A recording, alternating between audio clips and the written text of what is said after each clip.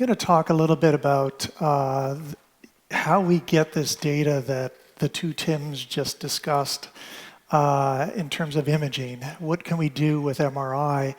When you think about MRI, first of all, the wonderful thing about MRI is that it's completely safe. It just uses magnetic fields and radio frequency waves in order to generate pictures of the brain. And so we can put children in the magnet, we can put ourselves in the magnet.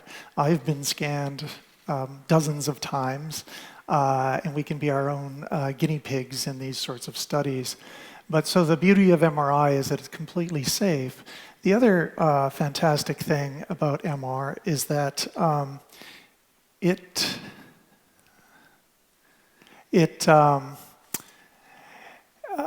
produces not only structural images of the brain, so we can measure things like cortical thickness, and we can see when there are deformations in brain structure. It also measures properties of function. So I think some of the data that Tim was talking about in the previous talk is measured by actually looking at brain activity. So we can take pictures of the brain while somebody is in the magnet, and those pictures are reflecting what's actually happening in the brain at that time, and that's how we can decode speech and visual cortex and see what people are looking at and things like that. So the wonderful thing about MR is that it's safe and that it gives us kind of real-time information on brain activity. And so there are constant developments going on related to hardware. The hardware means the magnet and all the associated electronics that give us these pictures that we use. Usually the hardware development is around the field strength. So the stronger the magnet, the more signal you get from the system. With advances in electronics and just the technology in general, they become smaller and smaller over time and maybe a little bit more inexpensive and therefore more accessible. The software in general is also being developed in parallel. It makes these systems easier to operate. And on the reconstruction side, we can get much more robust image quality. So you can think of this as almost like the developments that occurred around the iPhone or the Samsung phones and things like that. Everybody uses their iPhone now for the camera, and the advantage of the camera with the iPhone is really around the software, not so much around the lenses. And the software is incredible, and that has led to a replacement of kind of what used to be the standard SLR cameras, just because the software is so sophisticated. And now those cameras are catching up, but it's better software. And the same thing's happening in MR imaging, where you can collect less data. It can have problems with the data, but just like with AI, the software can figure out how to get around those problems. This is some work from MGH. This is a 7 Tesla magnet, so magnetic fields are measured in Teslas, not the car manufacturer. These are magnetic field units. And with a 7 Tesla magnet, you can start to get super high resolution anatomic scans and high resolution functional information. So Tim already mentioned the fact that you can measure cortical thickness. So the most interesting parts of the brain are the gray matter here in terms of the activity, and certainly a lot of the connections are in the white matter, which is dark here. But we can measure that at unprecedented spatial resolution now, and that really helps us to localize brain functions. And so we collect this type of data in slices. So we can collect many, many slices through the entire brain volume, and we can put that all together, and we can look at the brain in any sort of view. So this is like head-on. This is looking at the brain from above, and this is looking at the brain from the side, so your eyes are up here. And with developments in MR, we're getting more and more signal. We're getting better gradients. So the gradients are used to spatially localize to actually generate these images. And it takes a little bit of time. If you've ever had an MR scan, it can take minutes to acquire an image. It's not like when you take a photograph with your iPhone. It actually can take 5 minutes, 10 minutes. A whole study where we take many different pictures can take up to an hour. And a lot of work, a lot of development is around faster acquisitions in order to get that imaging time down and get the information much quicker so you don't have to be in the magnet for as long. So there's new reconstruction software that also improves the signal without going to higher field. So these pictures are from 7 Tesla. We can start to approach that sort of image quality with lower field magnets. And since the advent of MRI clinically, which was kind of in the mid-1980s, the manufacturers have built magnets at higher and higher and higher field strengths over all these last 30, 40 years. But now there's a new trend, which is with better software, we can start to lower this field strength again, which has benefits in terms of costs and sighting. And by lowering the field, we can lower the field strength and still get good signal through some of the fancier reconstruction methods. Similarly, we can speed up our imaging time. We can collect these images faster by collecting less data. And so a lot of the developments in the last 10 years have been focused on not collecting an entire data set, but collecting parts of the data and then inferring the missing data. And you can fill that in and you can reconstruct almost equivalent to the original image with much less data. And so that takes less time to acquire.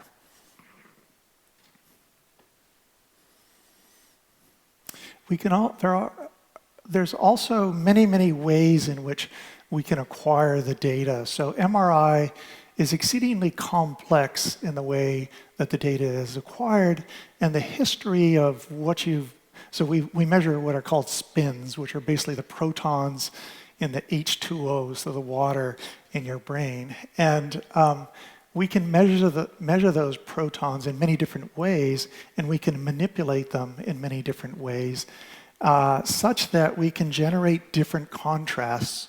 So here, the color here reflects the directions of the fibers in the white matter.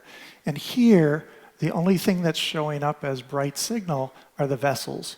And so we can manipulate the way that we acquire the data such that we emphasize different types of contrast, whether it's the white matter or the vessels or the gray matter.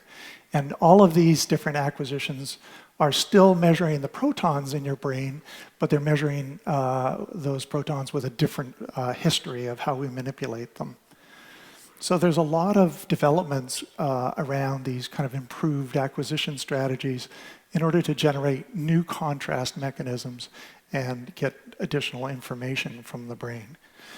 These are all slices from the same slice in the same brain with different sorts of acquisition strategies. So they have names like T1, T2, and things like that, and these all are acronyms for various, this is like fluid attenuation, inversion recovery.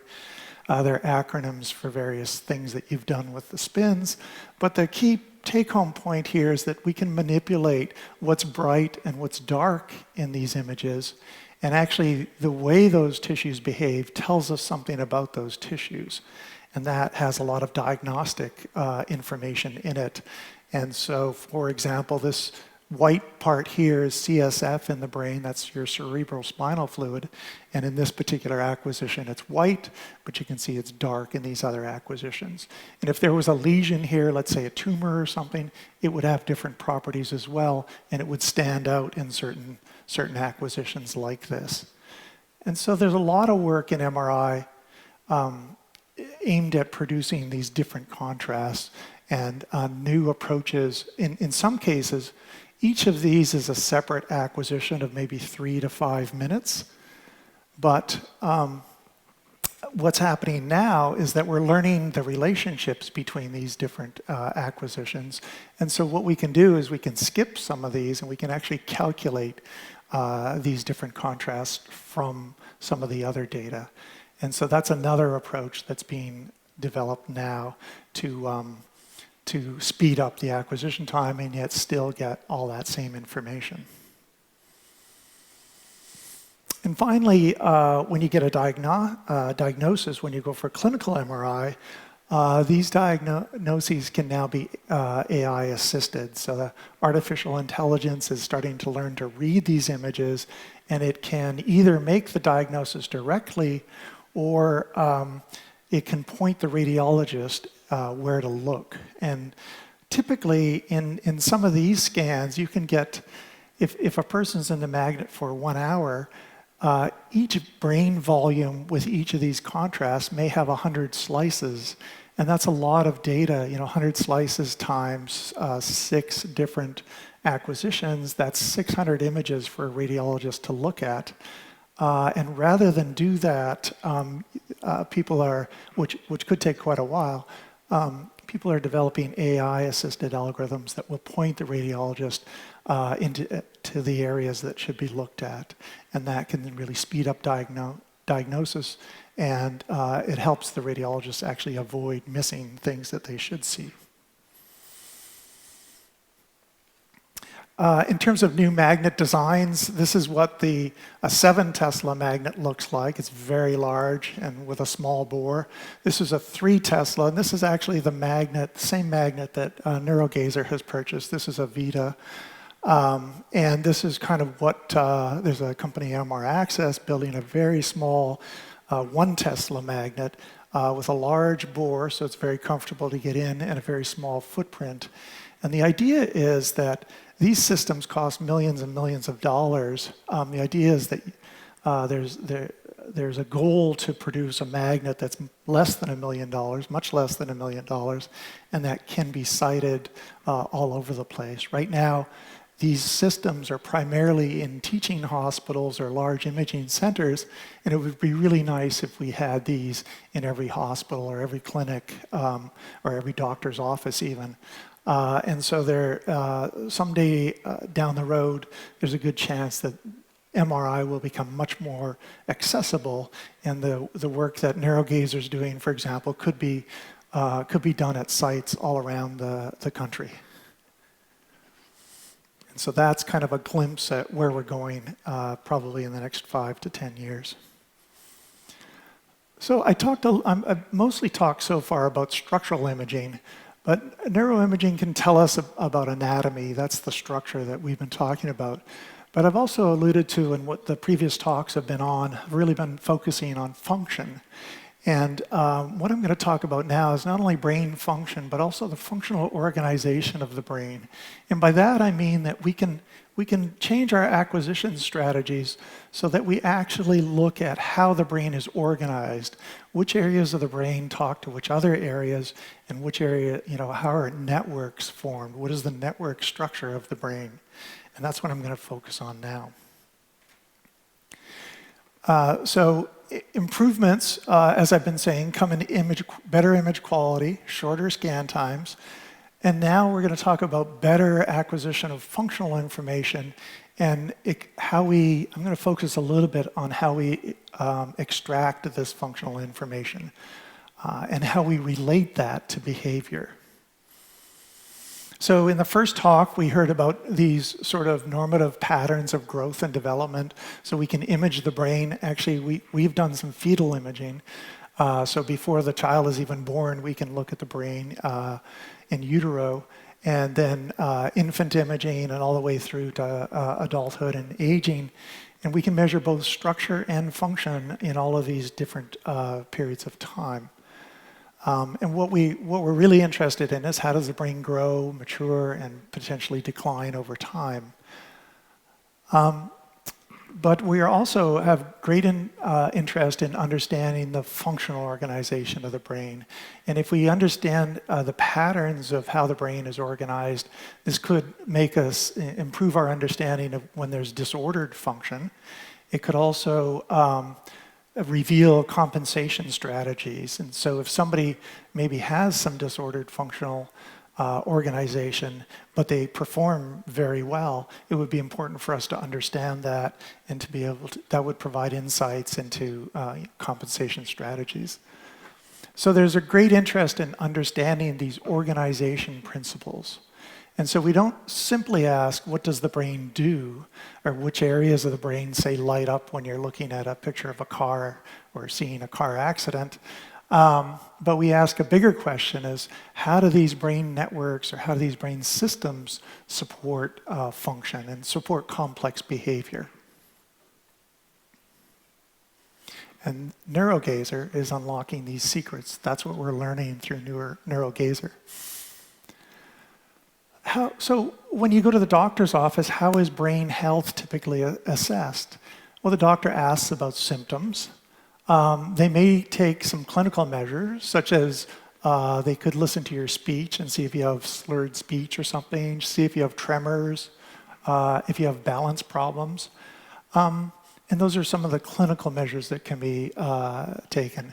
There are also cognitive measures. So I don't know if any of you have ever done any of these sort of behavioral tests, but you know, there are pen and paper tests that you can do that measure, you know, fluid intelligence, or measure, you can do reaction time sort of tests and things like that. And that gives you some insight into, you know, cognitive capabilities and or cognitive performance. But we can get clues about this from both structural imaging and functional imaging. From structural imaging, the obvious one is when somebody has a large lesion somewhere in the brain, and then they lose some function, you then associate that function with that location, wherever that lesion is. In terms of function, we want to understand what the intact functional circuits are like and what the optimal circuits are like. So if somebody's really, really smart, let's say we have Einstein's brain, we would have liked to have seen the functional organization of Einstein's brain and be able to infer something about the optimal organization. So I'm going to talk a little bit about approaches to define these and or to combine these and relate them to behavior. So we're entering the age of big data, and by big data I mean that data is being collected on every aspect of our lives constantly. And so there's data collected on where you go on the internet. There's data on your smartphones and your tablets, both in terms of, you know, text messages, phone calls, emails, and again, websites that you might visit. There's a lot of wearable data now too, so you can get these watches that have GPS, so they can track your locations or your movements. They can measure your body temperature 24 hours a day, and they can even do things like measure skin conductance, and there's now wearable clothes that do these sorts of things as well, and they can measure body temperature in real time. And so that's another type of data that might be relevant.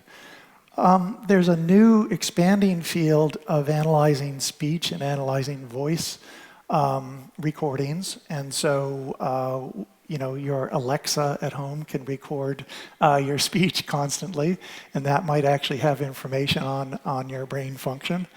And then there's lots of other sorts of games that you can play and or tests that you can do.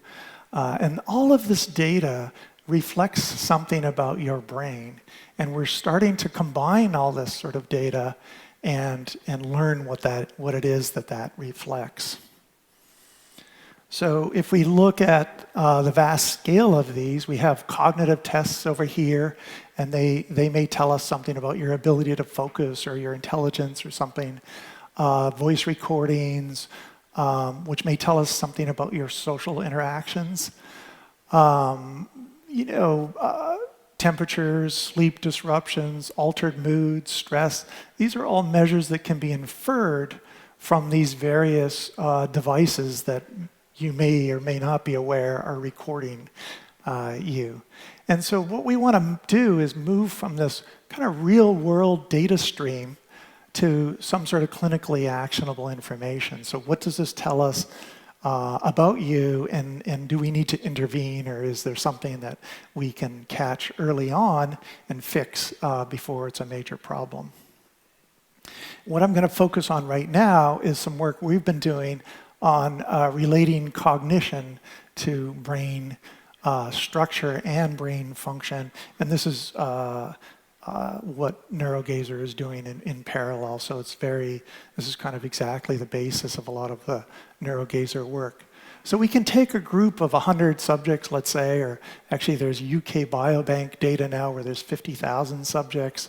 So again, we're getting into the realm of big data.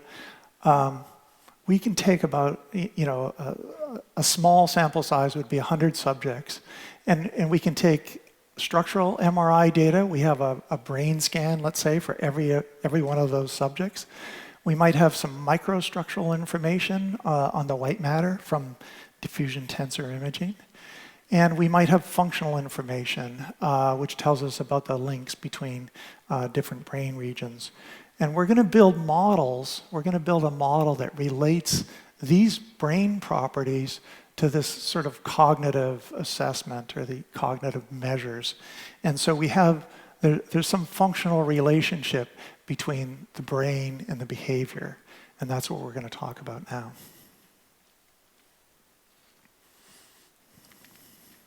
So let's focus a little bit on this. I'm really going to focus on the functional MRI aspects.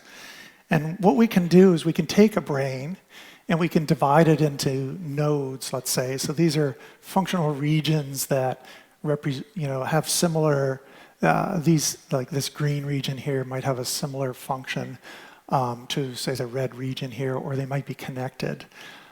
This is actually, a good chance this is part of your language network, let's say.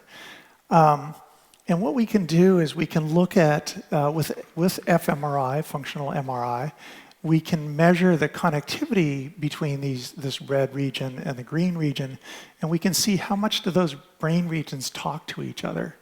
And we can do that with any pair of nodes, any pair of brain regions. We can measure with fMRI, we can measure how much those brain regions talk to each other. And what does that do?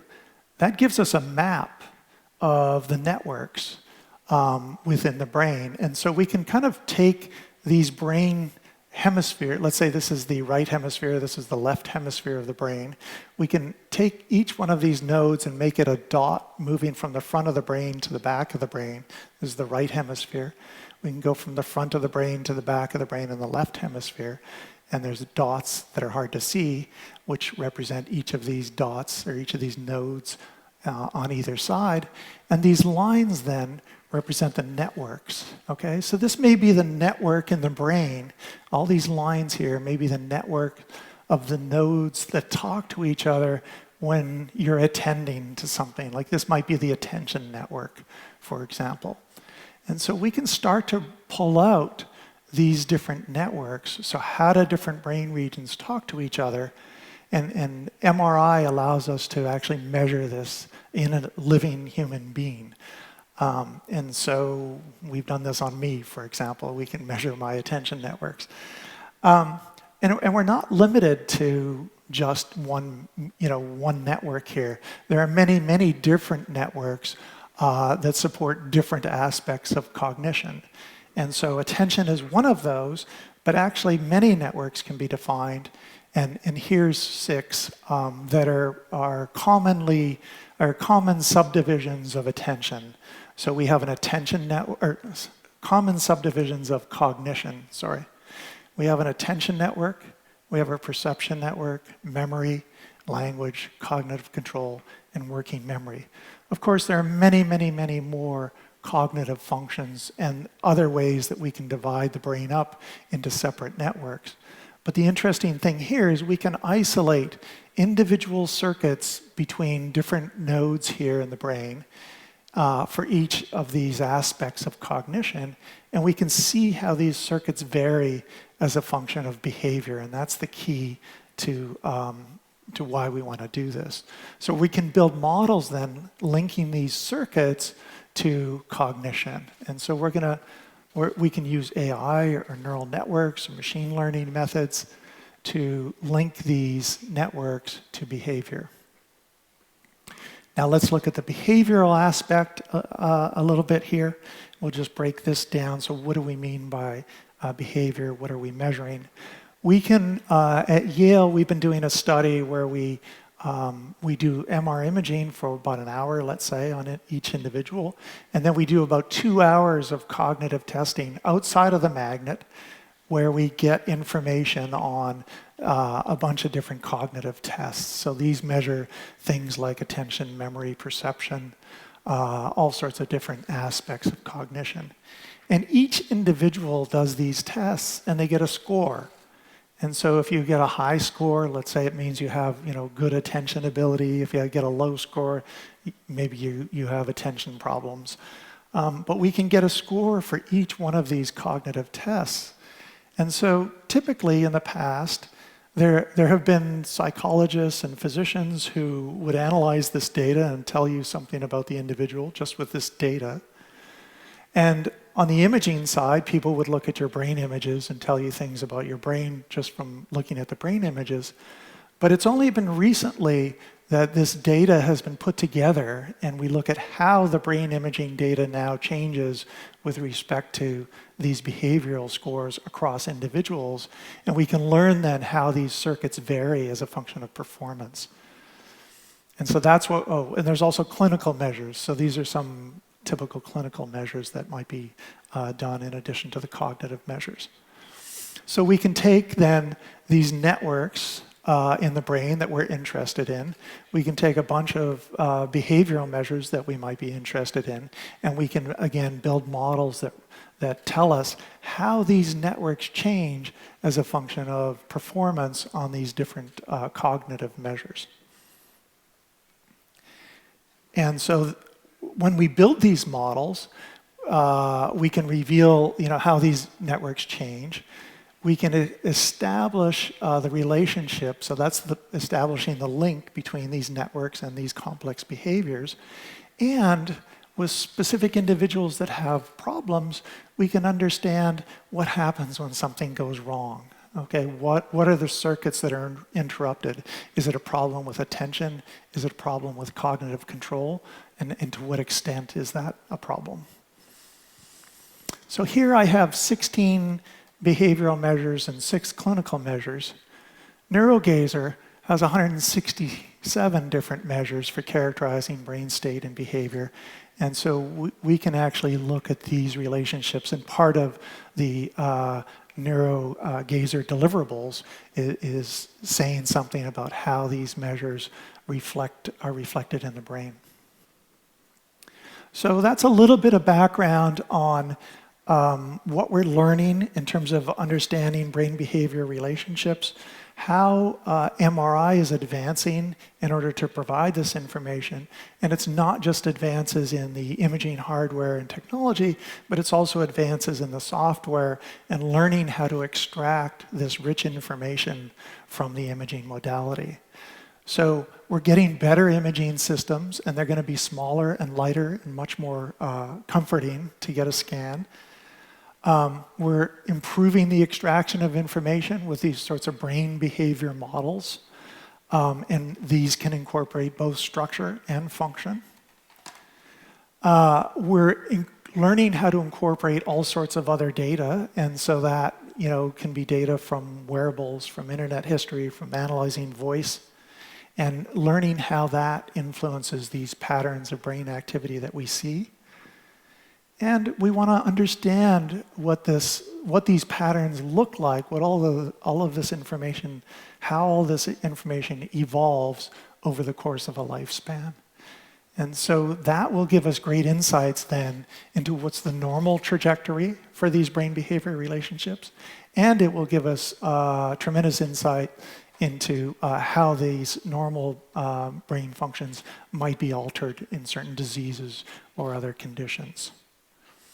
This has been really fun stuff to work on, and we've had a lot of high-impact papers on this work. Marvin Chun, who's going to speak after lunch, is a co-author on a bunch of these papers, and we've collaborated together on a lot of this work. But this has been very rewarding, and it's a super exciting time to be doing this type of work. Here's the team at Yale, both I'm in radiology department, but we also work with people in psychology, and these are some of the superstars that have participated in this work. So thank you very much for your attention.